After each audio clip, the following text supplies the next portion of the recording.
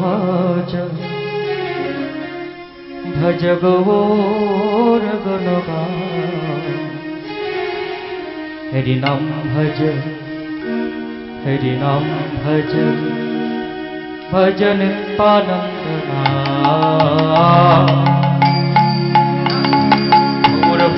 गौर भज गौर गुणधाम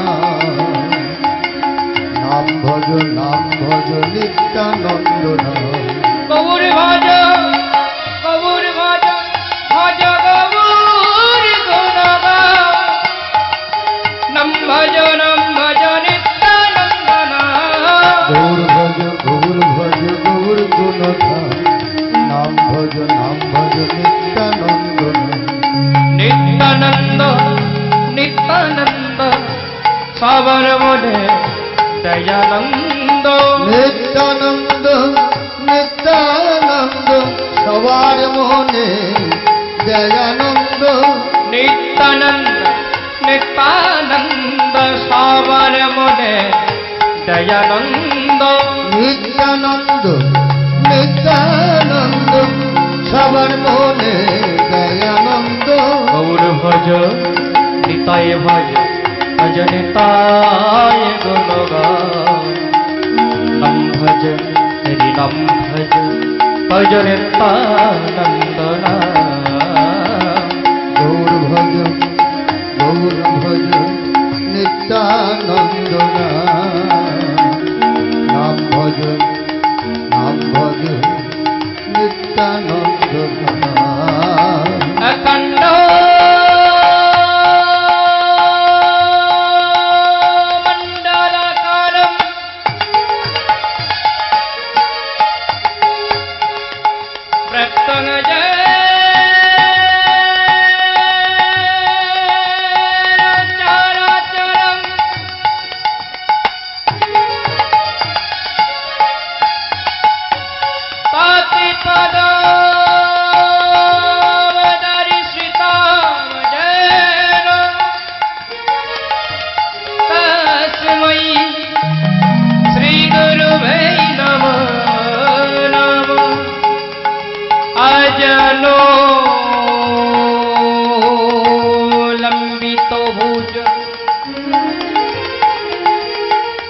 गाय अवतार सनिकृतनैको पितरो कमल अवतार वृषभार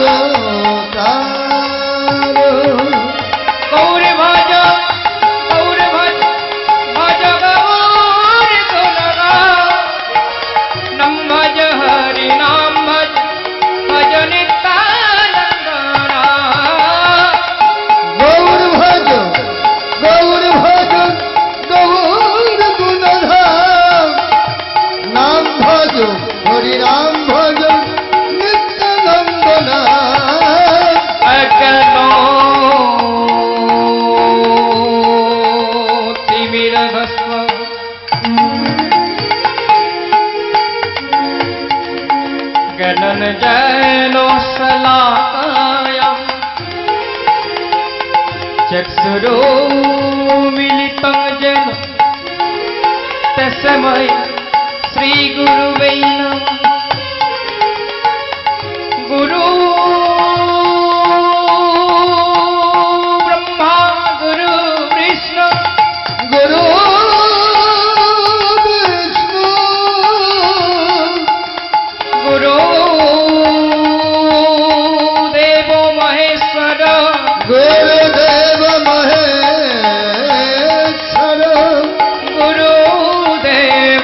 परम ब्रह्मा তস্मै শ্রী গুরুবে নমো নমো। তস্मै শ্রী গুরুবে নমো নমঃ। গৌরী ভজ গৌরী ভজ গৌর গুণধাম, নাম ভজ নিত্যানন্দ নাম। গৌর ভজ গৌর ভজ গৌর গুণধাম, নাম ভজ নিত্যানন্দ নাম। হে কৃষ্ণ করুণা সিন্ধু,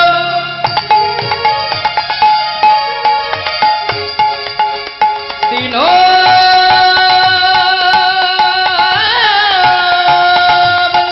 জগৎপতে,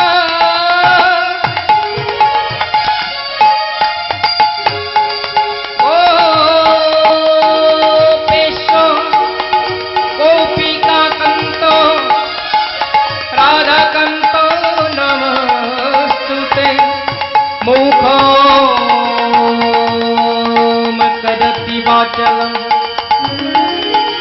পঙ্গমলঙ্ঘয়তে গিরি, যত কৃপাতমহং বন্দে পরমানন্দো মাধব।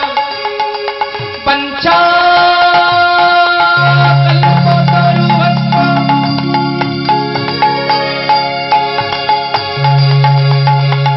কৃপা সিন্ধু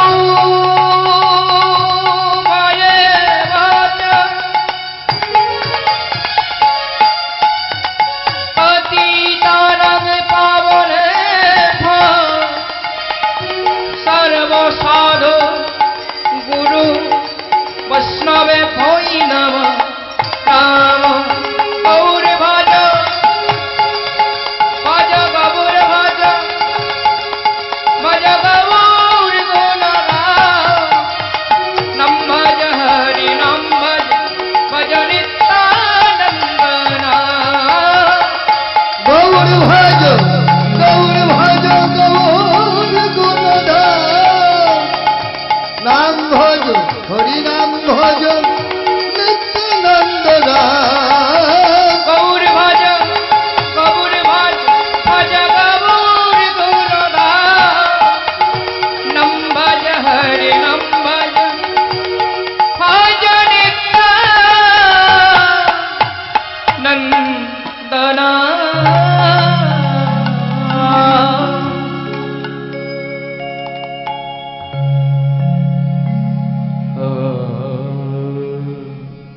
জয় রাধা মাধব।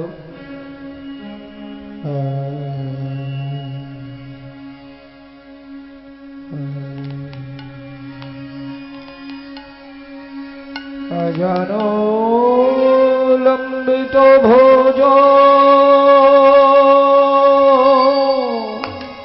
লম্বিত ভুজ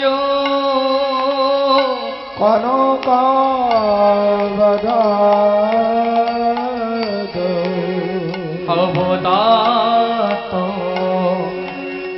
সনিকেতনৈকপিতর কপিতর কমলায় তক্ষ তৎস বিশ্বম্ভর দ্বিজবর দ্বিজবার যুগধর্ম পাল যুগধর্ম পাল বন্দে জগত প্রিয় কর জগত প্রিয়কার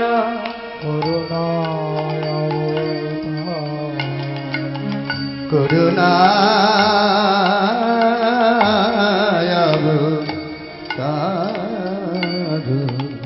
সপ্ত কঞ্চন গৌরা গৌরাঙ্গী রাধে বৃন্দাবনেশ্বরী রাধে বৃন্দাবনেশ্বরী বৃষভানু সুতে দেবী ত্বং নমামি হরে হরে পঞ্চাকল্পতরুভ্যশ্চ কল্পতরুশ্চ কৃপা সিন্ধুভ্য এব চ কৃপা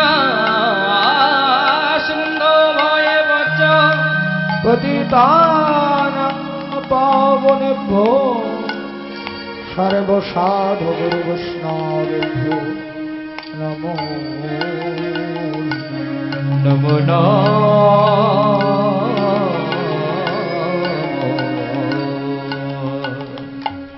জয় রাধে শ্যাম। আজ আমরা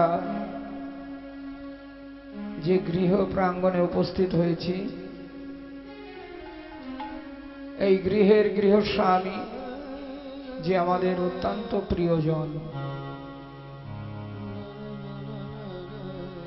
সেই মল্লিকদা সজ্ঞানে তার কর্ম অনুসারে সাধনোচিত ধামে গমন করেছেন।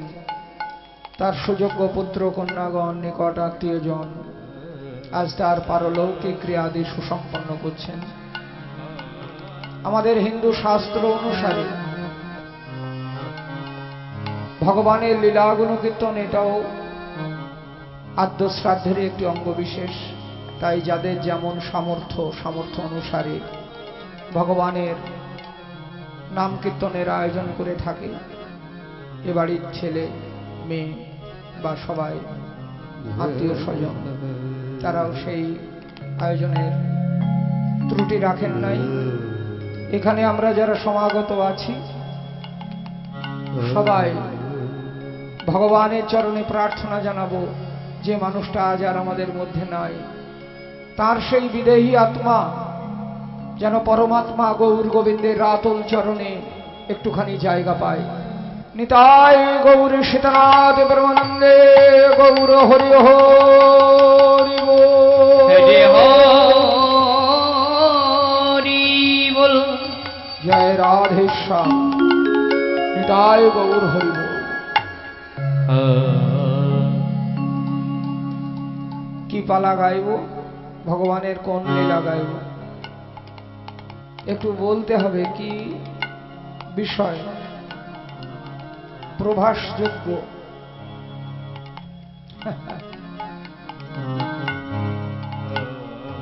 তোর ইচ্ছাই পূর্ণ হলো।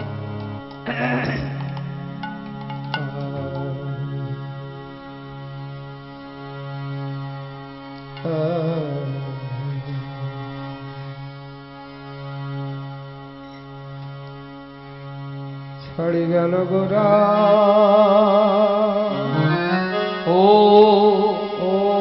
রে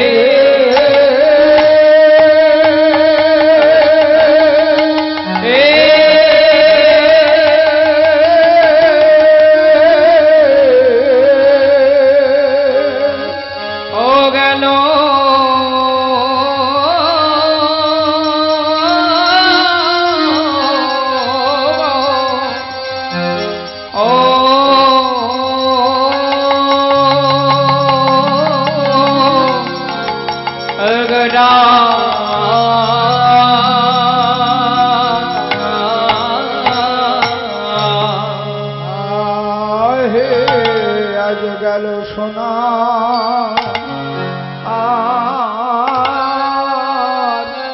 সোনার নদিয়া আয়া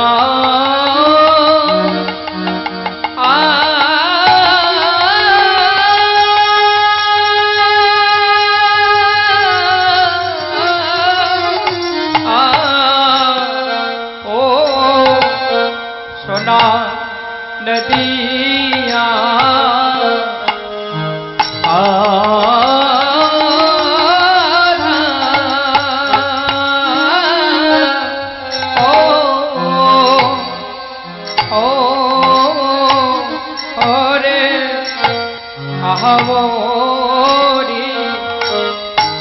अरे देखो देखो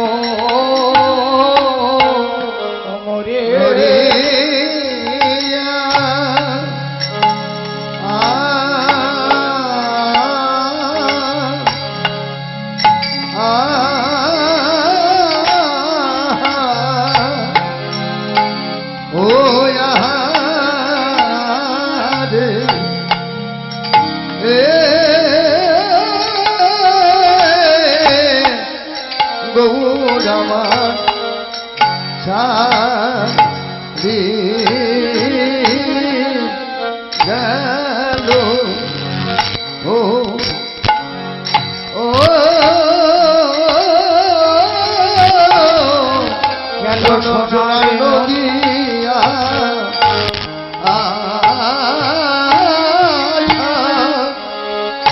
গো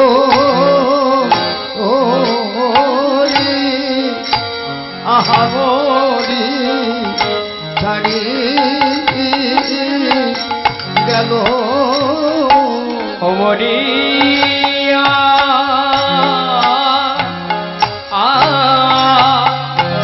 আহারে এ গেল সোনা নদিয়া সোনার নদিয়া আধার করে আহামরি ছাড়ে গেল মরিয়া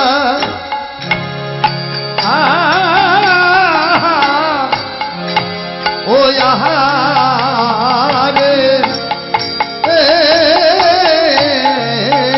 গেল সোনার নদিয়া সোনার নদিয়ায় আধার করে আহামরি ছাড়ি গেল ওরে গোরা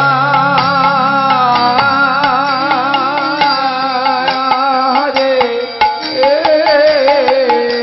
গেল সোনার নদিয়া সোনার নদিয়া আধার করে আহামরি ছাড়ি গেল মরিয়া আহারে গেল সোনার নদিয়া সোনার নদিয়া আধার করে আহামরি ছাড়ি মরিয়া রে গেল সোনার নদিয়া ও ছাড়ি গেল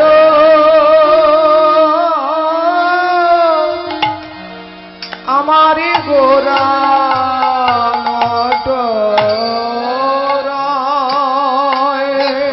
সজন রে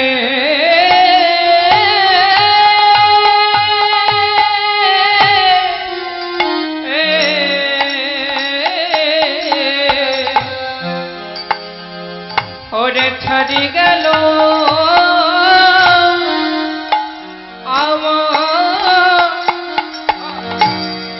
আমার গোড়ালো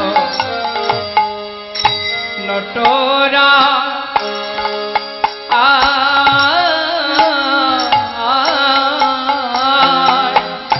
আজ কহ দেখি কহ দেখি আমার জীবন নয়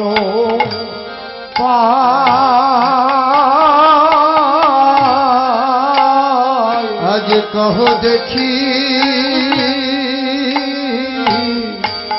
কহ দেখি আমার জীবন সজনী আজ কহ দেখি কহ দেখি আমার জীবন ও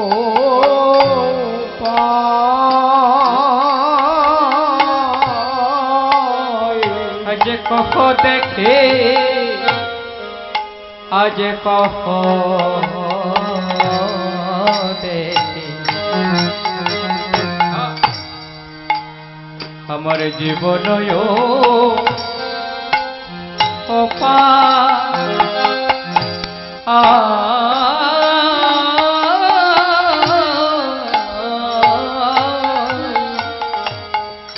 গৌর বিচ্ছেদে গৌর বিচ্ছেদে আমি বাঁচিব কত দিন রে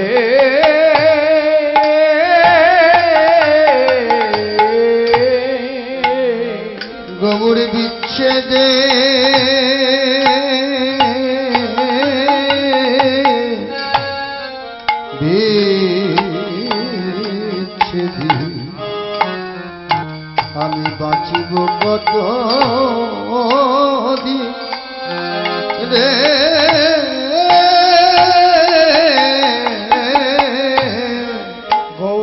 ভাবি ভাবি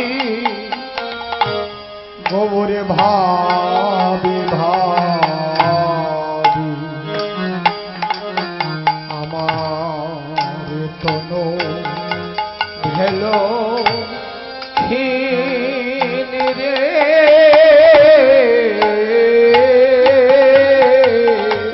সজনী রে ওমর ভাবি ভাবি ভাবে ভাবে আমার তনু ফেলো ফেলো ফেন রে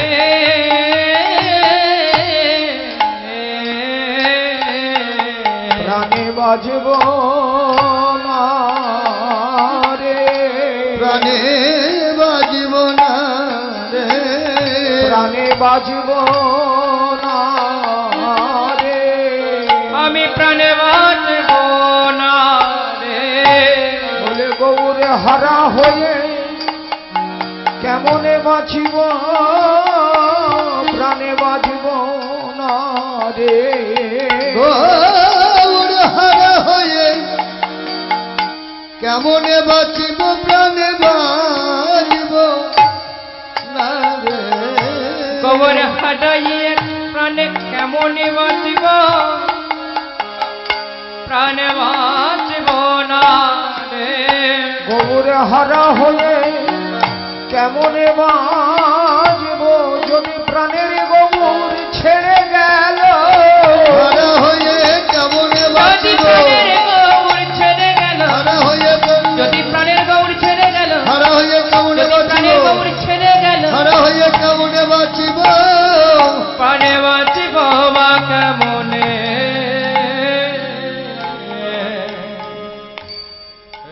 শ্রীমন মহাপ্রভু সেই কলিতারণ পাবন অবতার জীব জগতের পারমার্থিক মঙ্গল সাধনের জন্য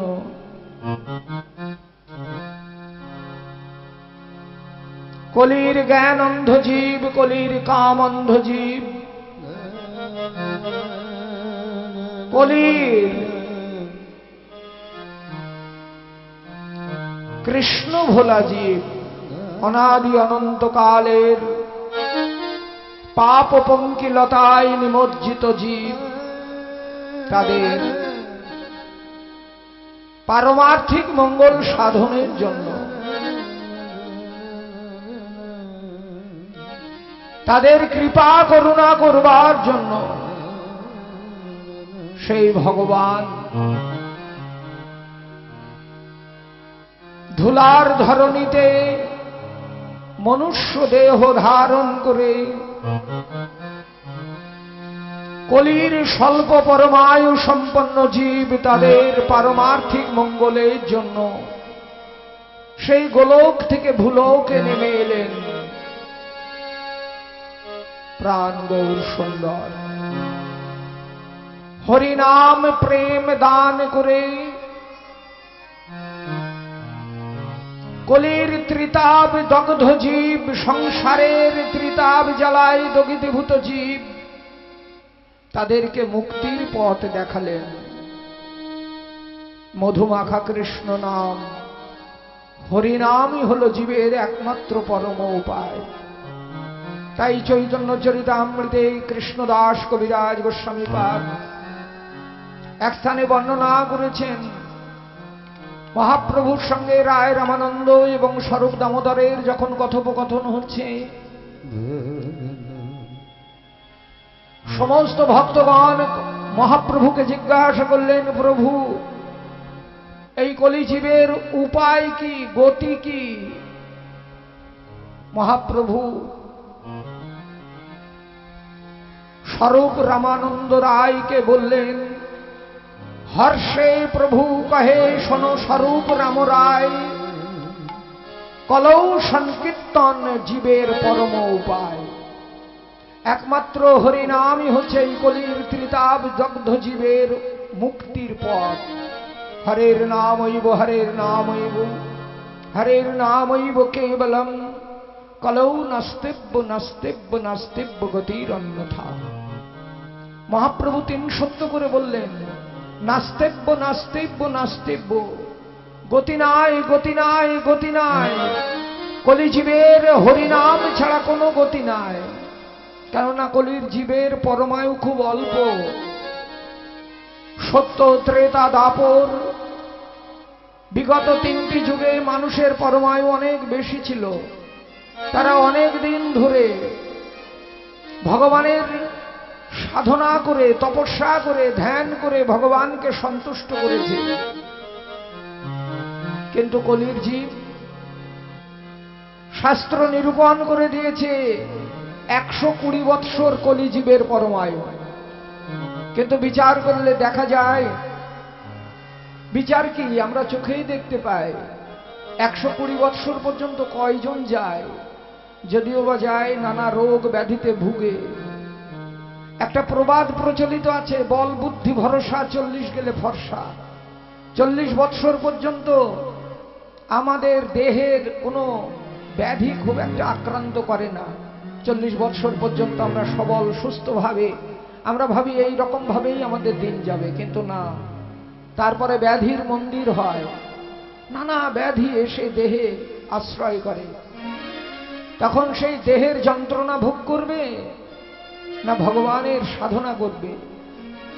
যে সময় ভগবানের মন প্রাণ দিয়ে সাধনা করার সময়, সেই সময় আমরা কাম কামিনীতে আসক্ত হয়ে, নানা ভোগ বিলাসে মত্ত হয়ে আমাদের এই জীবনটাকে উৎসর্গ করে দিই। কিন্তু সেটাই মানব জীবনের চরম সার্থকতা নয়। ভালো গাড়ি, ভালো বাড়ি, টাকা পয়সা, জমি জায়গা থাকবে, আমি খুব সুস্থ মানুষ হয়ে আছি, না, তা নয়। মানব জীবনের চরম সার্থকতা ভোগ বিলাসে নয়। আমরা যে সুন্দর মনুষ্য দেহ পেয়েছি, আহার, নিদ্রা, ভয় ও মৈথুন, এই চারটি যদি মানুষের কর্ম হয়, তাহলে বিচার করে দেখুন তো একটা পশুর সঙ্গে মানুষের তফাৎ কোথায়? আহার, নিদ্রা, ভয় ও মৈথুন। আমিও ক্ষুধা নিবৃত্তির জন্য কিছু আহার্য গ্রহণ করছি। একটি পশু, সেও কিন্তু তার ক্ষুধা নিবৃত্তির জন্য কিছু খাদ্য গ্রহণ করছে।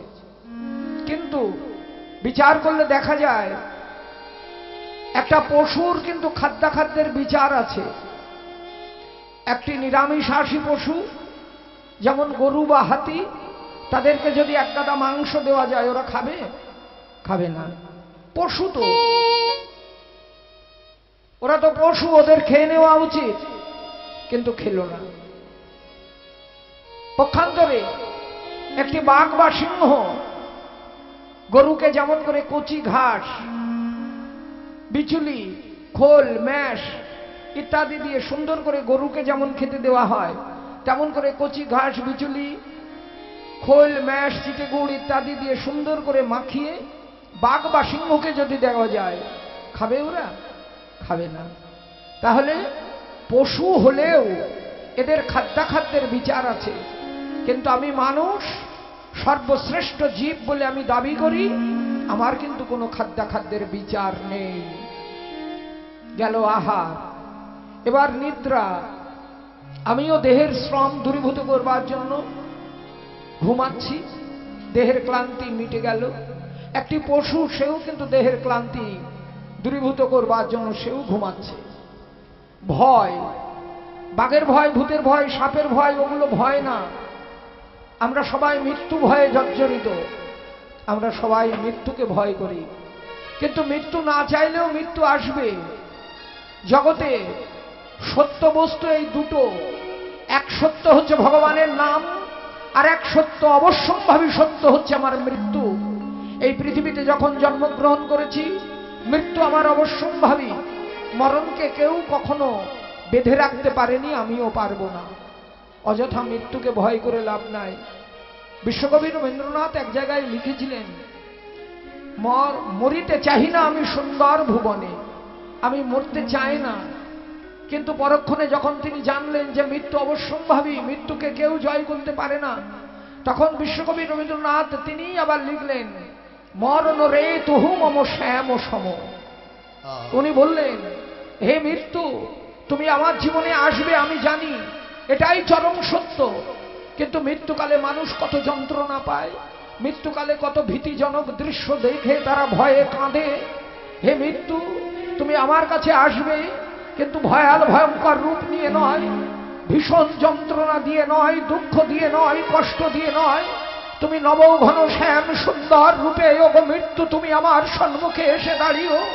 মোহন মুরলী অধরে দিয়ে ললিত ত্রিভঙ্গ ঠামে তুমি আমার সম্মুখে দাঁড়াবে। আমার প্রাণের পুষ্পটা তোমার চরণে নিবেদন করে দিয়ে তোমার নামে বদনে নিয়ে আমি জনমের মতো এ জগৎ থেকে চলে যাব। তাই মরণ রে তুহু মম শ্যাম সম, তুমি আমার শ্যাম সুন্দরের মতো এসো আমার কাছে। কি সুন্দর করে রবীন্দ্রনাথ গাইলেন। তিনি ভানু সিংহের পদাবলী বলে নিজের নামটা গোপন করে গেলেন। উনি ভেবেছিলেন যদি বৈষ্ণবরা আমার পদাবলী গ্রহণ না করে, তাই উনি ভানু সিংহের পদাবলী বলে লিখলেন যে বৈষ্ণবরা যদি আমার এই পদাবলী গ্রহণ না করে, ওই জন্য তিনি নাম দিলেন ভানু সিংহ। কি সুন্দর গাইছেন, লিখলেন পদাবলী। হে জীবন জীবন বল্লভ, ও হে জীবন বল্লভ, ও হে জীবন বল্লভ, জীবন বল্লভ, ও হে জীবন বল্লভ, ও হে জীবন বল্লভ, তবে সাধো দুর্লভ, ও হে জীবন বল্লভ, ও হে জীবন বল্লভ, তুমি সাধক দুর্লভ, ও হে জীবন বল্লভ, ও হে জীবন বল্লভ। আমার হৃদয়ের ব্যথা মরমের কথা,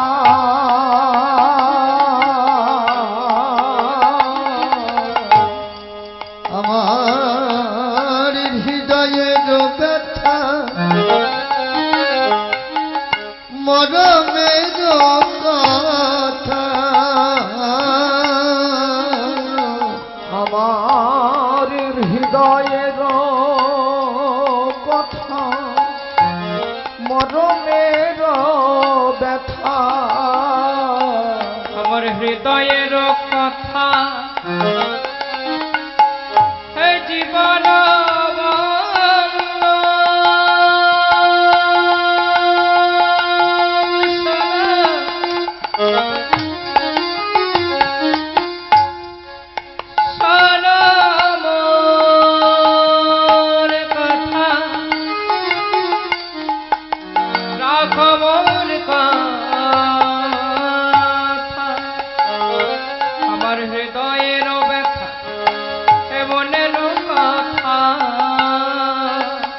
আমি কিছুই নাহি কব, হে জীবন বল্লভ, তুমি সাধো দুর্লভ, ও হে জীবন বল্লভ, ও হে জীবন বল্লভ।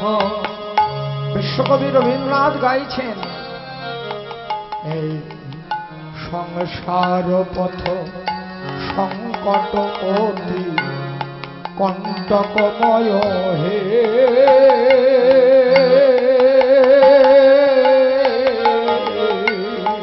এই সংসার পথ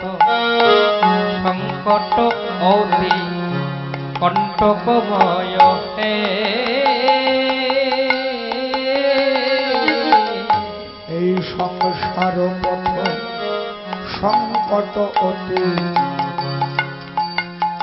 কণ্টকময় হে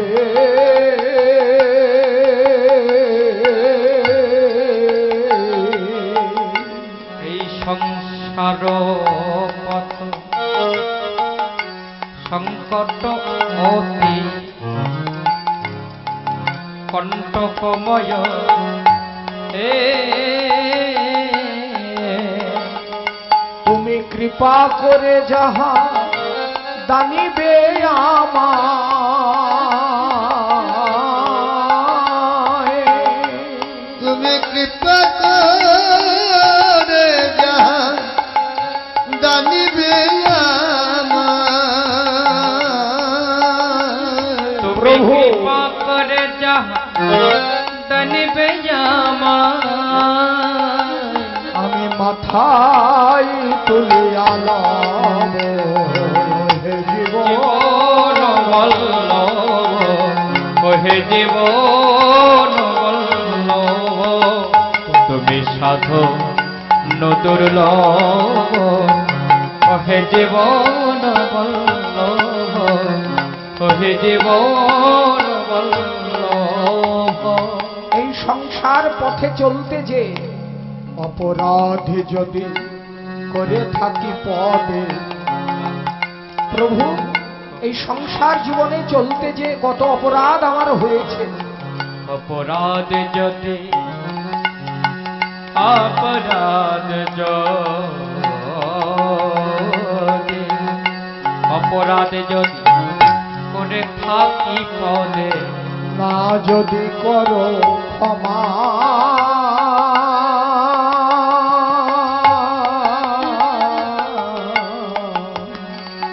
আমি অপরাধ যদি করে থাকি পদে না যদি করো ক্ষমা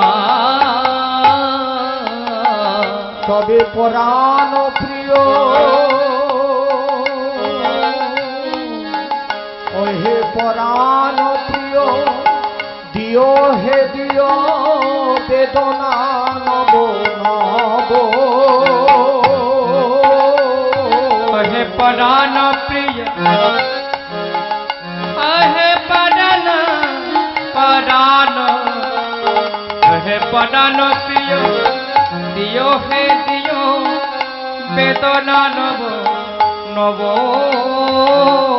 কীর্তনিয়ারা যেমন আখর দেয় তেমনি রবীন্দ্রনাথ আখর দিচ্ছেন তবু ঠেলো না দূরে এলো না দূরে ঠেলো না দূরে এলো না দূরে চরণে স্থানে দিও মোরে ঠেলো না দূরে চরণে স্থানে দিয়া মরে এলো না দূরে চরণে স্থানে দিও মোরে ঠেলো না দূরে চরণে স্থান দিও মোরে ফেলো না দূরে। যদি অপরাধে আমি করে থাকি প্রভু চরণে স্থানে